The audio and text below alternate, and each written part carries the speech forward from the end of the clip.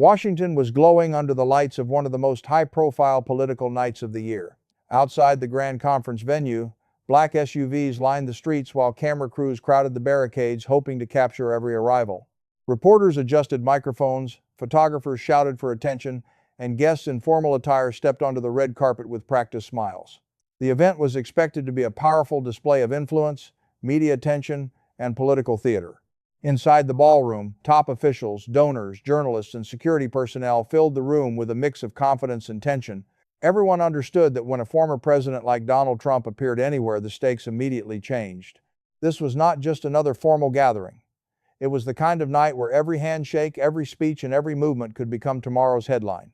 As Trump's motorcade approached, security tightened across the perimeter. Agents scanned rooftops, monitored entrances, and checked communication lines again and again. To the public, everything looked smooth and polished. Behind the scenes, every second was being measured. When Trump entered the building, the energy shifted instantly. Heads turned, cameras flashed, and whispers moved through the room like a wave. Some attendees stood to get a better look.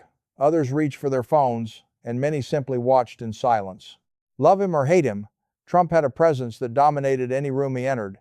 He waved briefly, acknowledged familiar faces, and moved toward the main hall under the close protection of Secret Service agents. The ballroom itself looked almost cinematic.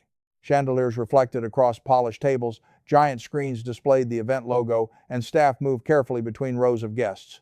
Speeches were scheduled, jokes were expected, and insiders were already predicting which moments would trend online before the night ended. Yet beneath the polished surface, there was an unspoken reality hanging over the event. America was in a season of deep political division, and any gathering connected to Trump carried an added layer of unpredictability. Some guests felt excitement, others felt unease. No one could know how quickly that unease would become fear. Trump took his place near the front of the room as conversations continued around him. Several prominent names from politics and media were seated nearby.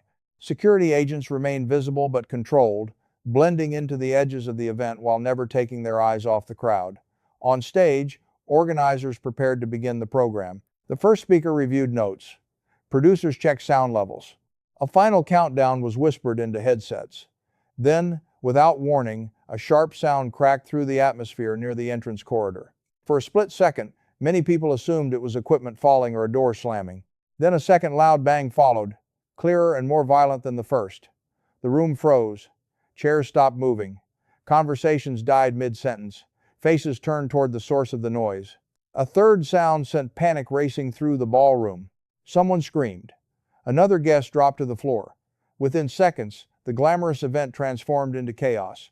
Tables were overturned as people ducked for cover. Glasses shattered. Staff members ran in opposite directions. Some attendees crouched beneath tables while others rushed toward exits, not knowing whether the danger was inside the room or still outside. The carefully planned evening had collapsed in an instant. Secret Service agents reacted faster than most people could process what was happening. Trump was immediately surrounded by a protective shield of bodies and moved away from public view. Commands were shouted across radios. Additional agents surged toward the entrance while others locked down access points. Guests watched in disbelief as trained professionals moved with absolute precision through total confusion. The contrast was stunning. Panic consumed the crowd while security moved like a machine. Near the back of the hall, reporters who had arrived expecting speeches now found themselves hiding behind equipment cases. Some tried to keep filming. Others abandoned everything and dropped low to the ground. Phones lit up across the room as messages were sent to loved ones. Shots fired, we are inside, don't know what's happening. Outside the venue, sirens began to rise through the city streets. Inside, fear settled over everyone like smoke. No one knew if there was one attacker or more. No one knew if Trump had been the target. No one knew whether the worst had already passed or was only beginning. What had started as a night of cameras, influence, and spectacle had become something else entirely. A national political event was now an active security crisis, and America was about to wake up to shocking headlines. The first gunshots had barely finished echoing when the most highly trained people in the building went into motion. While panic spread across the ballroom, Secret Service agents responded with a level of speed that witnesses would later describe as almost unreal. There was no hesitation, no confusion, and no wasted movement. In the same instant that guests were still trying to understand what they had heard, agents were already executing emergency protocols built for the worst possible scenario. Donald Trump, seated near the front of the room, was immediately surrounded by a human shield. Multiple agents moved in from different angles, blocking every line of sight and covering him with their bodies as they pushed him away from public view. It happened so fast that many people nearby said they barely saw Trump at all before he disappeared behind a wall of security. The glamorous political event had become a battlefield of seconds, and those seconds mattered more than anything. Commands rang out across the room in sharp voices. "Move now! Get down! Clear the path!" Radios crackled as agents coordinated positions with teams outside the ballroom. One group focused entirely on extracting Trump. Another locked down nearby hallways. Others moved directly toward the source of the gunfire. While civilians ran from danger, Secret Service officers ran toward it. That contrast stunned witnesses. People hiding under tables later said the agents looked calm in the middle of total chaos, moving with purpose while everyone else was frozen by fear. Trump was rushed through a side access route that had been mapped long before the event began. Security teams never attend major appearances without multiple escape options, and those plans were activated instantly. Hallways that moments earlier had been used by staff and media were now sealed corridors under federal control. Doors were held open then locked behind the moving team.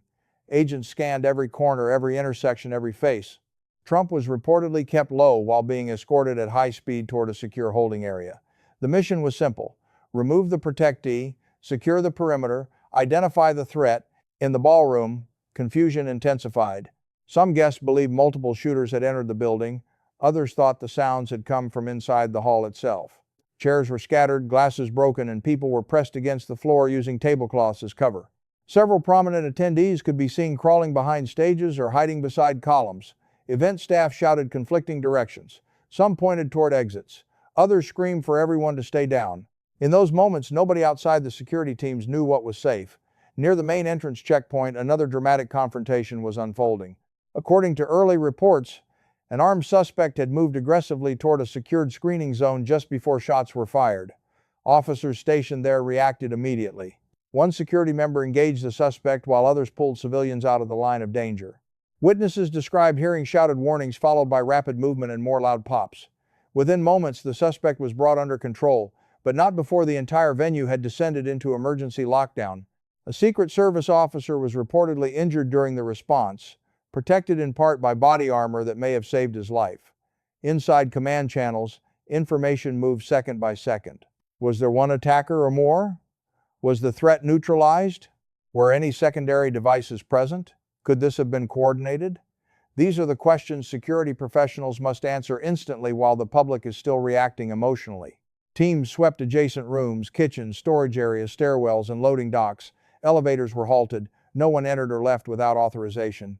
Outside, local police and federal units began surrounding the property. Streets were blocked. Sirens multiplied. News crews realized something historic was happening but still lacked confirmed details. Back inside, those who had been terrified moments earlier now watched another side of the operation, control returning through discipline. Agents began guiding attendees in groups, checking identities, moving people to safer zones, and separating witnesses who had been closest to the incident. Medical teams entered to assess injuries and shock. Some guests were crying. Others were trying to call family members with shaking hands. Many simply stared, unable to process how quickly the elegant evening had turned into a near catastrophe. For Trump supporters, the images of agents shielding him would become proof of constant danger surrounding the former president. For critics, the incident raised urgent questions about escalating political tension in America. But in that moment, politics meant nothing inside the building. Survival and security were the only priorities. By the time the first television alerts began appearing nationwide, the essential mission had already been completed. Trump was safe. The suspect was in custody, the venue was under control, and once again, the Secret Service had shown why their entire profession is built around one truth: when history changes in seconds, they must move faster than fear itself. While the nation focused on Donald Trump's dramatic evacuation, investigators immediately turned to the question that mattered most behind the scenes. Who was the armed suspect, and how did he get so close to one of the most protected political figures in America? In the hours after the shooting scare, federal agents, local police, and intelligence teams began reconstructing every second of the incident. Surveillance footage was pulled from cameras inside the venue, outside on the streets, in loading areas, and at every checkpoint entrance. Witnesses were separated and interviewed. Security logs were reviewed minute by minute.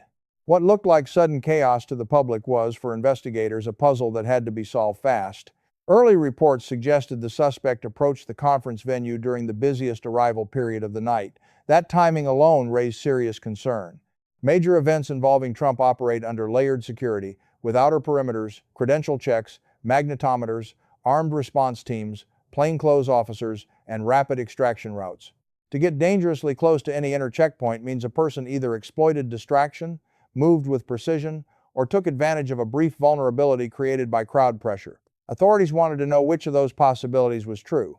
According to preliminary accounts, the suspect was carrying at least one firearm and may have had additional weapons or equipment. Some witnesses claimed he appeared agitated before the confrontation. Others said he moved quickly and with intent, heading straight toward a controlled access zone rather than blending into the crowd. Security personnel stationed there reportedly issued commands and attempted to stop him before shots were fired. That detail became critical. If true, it meant trained officers recognized danger before many civilians even understood what was happening. Once the suspect rushed the screening area, seconds determined everything. Investigators then examined whether the suspect had specifically targeted Trump or whether the conference itself symbolized something larger. When a former president is present, motive becomes more than criminal evidence. It becomes a national security question. Was this political, personal, ideological, mentally unstable behavior, a desperate lone actor seeking notoriety, or part of something broader? Every possibility had to remain open until evidence narrowed the truth. Agents reportedly moved quickly to secure the suspect's phone, digital devices, vehicle, clothing, and any bags associated with him. Search warrants would focus on browser history, recent contacts, travel patterns, manifesto-style writings, and online threats. Modern attacks are often foreshadowed in digital spaces, whether through direct warnings, coded language, obsession posts, or violent fantasies. Even deleted messages can become crucial evidence. Investigators also examined whether the suspect had attended previous political events or attempted access elsewhere. Another urgent question centered on the security breach itself.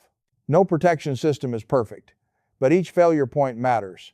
Did the suspect possess fake credentials? Did he exploit a crowd surge at the entrance? Did staff misidentify him as media or support personnel? Was there confusion during a shift change? Did officers outside the venue already flag suspicious behavior but lack enough cause to detain him sooner? Security experts know that attacks rarely happen because one layer fails. They happen when multiple small weaknesses align at the same time. Inside Washington, former law enforcement officials began appearing on television, explaining how difficult it is to secure public events with hundreds of guests, service workers, journalists, vendors, and moving parts. Yet they also acknowledged the obvious reality. If an armed person reached a checkpoint near Trump's event, the system would face intense scrutiny. Critics demanded accountability. Supporters praised the rapid response but asked how the threat got that close in the first place. Both reactions pointed to the same issue: prevention matters more than reaction, even when the reaction succeeds. Witness testimony added dramatic details. Some said the suspect shouted before being confronted. Others remembered only a blur of movement and then loud cracks that sent everyone diving for cover. In crisis moments, memory becomes fragmented, so investigators compare statements carefully rather than treating any single account as complete truth. Video evidence, radio logs, and forensic analysis usually tell the clearest story. Ballistics teams examine shell casings, impact marks, and weapon condition. Even the direction people ran can help reconstruct timing. As morning approached, one narrative was already forming in the media: Trump had narrowly escaped danger again. But behind that headline was a deeper concern, troubling security planners across the country. Political events had become harder to protect in an age of polarization, viral threats, and lone actors seeking instant fame. A person no longer needs a large network to create national shock. One weapon, one plan, one opening can force a massive response. By sunrise, the suspect was in custody, but the larger investigation was only beginning. Authorities still needed motive, timeline, intent, and possible connections. They needed to know whether this was a failed assassination attempt, a reckless armed breach, or something in between. Most of all, they needed to answer the question millions were already asking. If this could happen here, at one of the most guarded events in the country, where else could it happen next? Only a short time after being rushed out of the conference venue under heavy protection, Donald Trump reappeared before cameras and did exactly what supporters expected him to do. He projected strength. The nation had just watched reports of gunfire, panic, and a dramatic Secret Service evacuation. Yet when Trump stepped into view again, The message was clear. He wanted to look unshaken. Dressed in the same formal attire from the event, with agents positioned nearby and lights glaring across the room, he appeared determined to seize control of the story before anyone else could define it for him. For Trump, public image has always been part politics, part performance, and moments of crisis often become stages of their own. As reporters shouted questions, he raised a hand, signaled for calm, and began speaking in a measured tone that contrasted sharply with the chaos only minutes earlier. He first thanked the Secret Service, praising their speed, discipline, and courage. He said the agents were incredible people who moved instantly and professionally. According to those present, Trump specifically mentioned officers who placed themselves between danger and civilians, calling them heroes who never hesitated. Supporters would later replay that portion repeatedly, framing the night as proof that America's protective institutions still function under pressure. Trump then addressed the incident itself, describing it as a tragic act of violence carried out by what he called a disturbed individual. He said such attacks were unacceptable in any civilized society and insisted that political disagreement must never turn into bloodshed. Though he did not yet know all investigative details, he spoke confidently, as if already shaping the moral conclusion. That has long been one of Trump's instincts during major events: speak early, speak strongly, and occupy the center of attention before facts fully settle. At the same time, he made clear that he personally was unharmed and in good condition. That reassurance mattered not only to supporters but to markets, political allies, donors, and campaign operatives suddenly thrown into uncertainty by breaking news alerts. In modern politics, health updates during crises can carry immediate consequences. Trump appeared to understand that and emphasized resilience. He said he felt fine, thanked people for their concern, and added that he would continue with his public schedule. The statement was less about medical status and more about symbolism. He wanted to be seen as someone who could not be intimidated. Then came the lines many expected. Trump pivoted from personal reassurance to national rhetoric. He declared that violence would never stop America, never stop free speech, and never stop the movement of people who believe in the country's future. He framed the attack not simply as a threat against an individual, but as an attack on democratic life itself. This broadened the meaning of the event and allowed him to place himself inside a larger patriotic narrative. It was a familiar strategy: transform a personal crisis into a national struggle, then cast yourself as the figure standing firm inside it. Reactions came instantly. Supporters praised his calm appearance, saying most people would still be shaken after such a close call. They described him as fearless, disciplined, and battle-tested. Clips of him speaking began spreading across social media within minutes, often paired with dramatic music, patriotic imagery, or captions calling him strong under fire. Critics, however, asked harder questions. They argued that bravery after the fact did not erase the deeper issue of how an armed suspect reached the venue in the first place.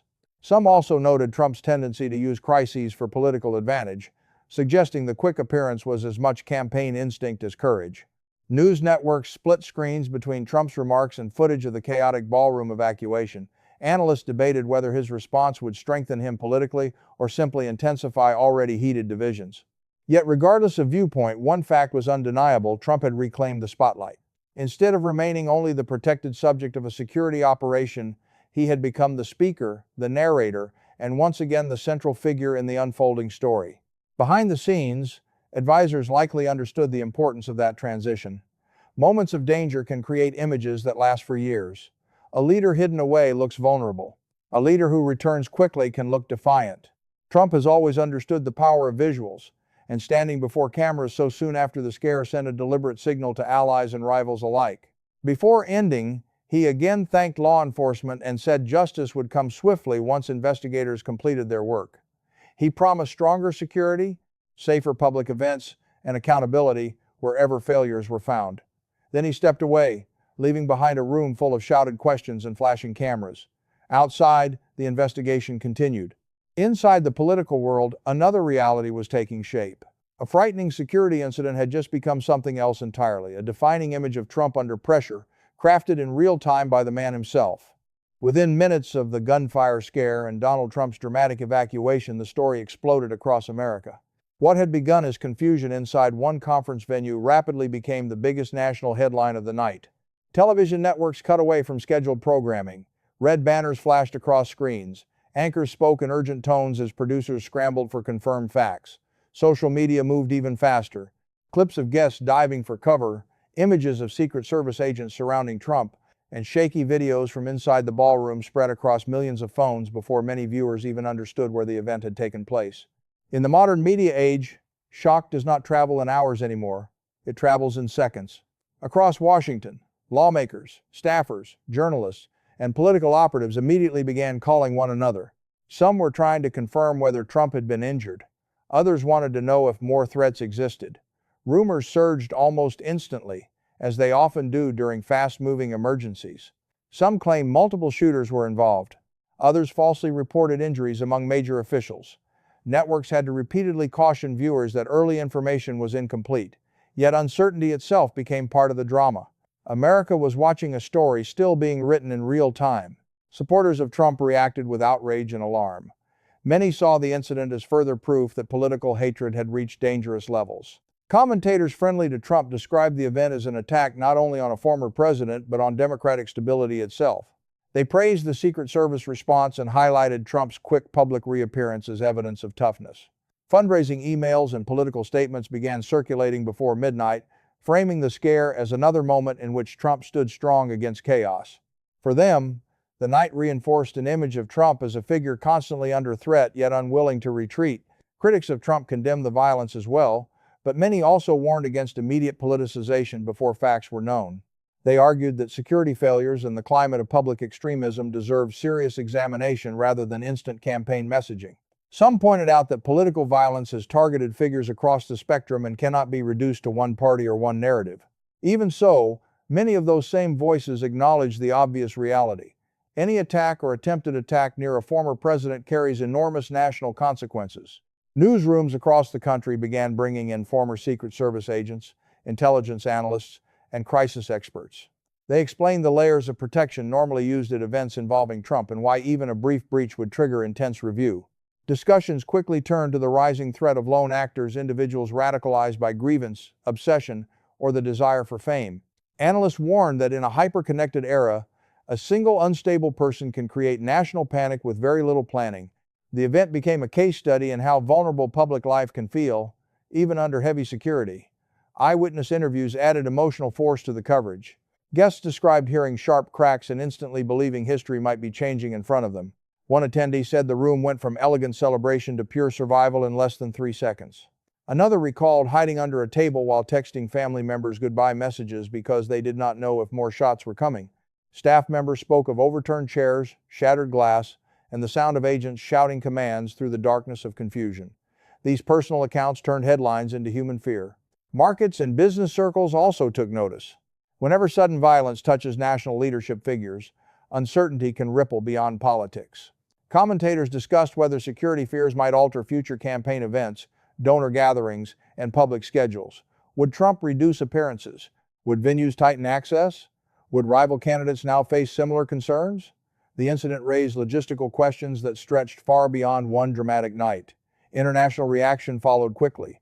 Foreign broadcasters carried the story as another example of America's tense political environment. Some allies expressed concern over security threats facing U.S. leaders. Critics abroad used the moment to question America's stability. Images of panic inside a formal Washington event contrasted sharply with the image of controlled democratic institutions the country often projects to the world. That symbolism mattered. By early morning, the shooting scare had become more than a crime story. It was now a cultural event, a political test, and a media storm all at once. Trump supporters saw resilience, opponents saw dangerous polarization, security professionals saw warning signs, ordinary Americans saw how quickly normal life can fracture. Across kitchens, offices, airports, and living rooms, people replayed the same footage and asked the same questions. How close was the danger? Was Trump the real target? Could this happen again? In the end, the strongest shock wave may not have been the gunfire itself, but the realization that the distance between ceremony and chaos in modern America has become frighteningly small.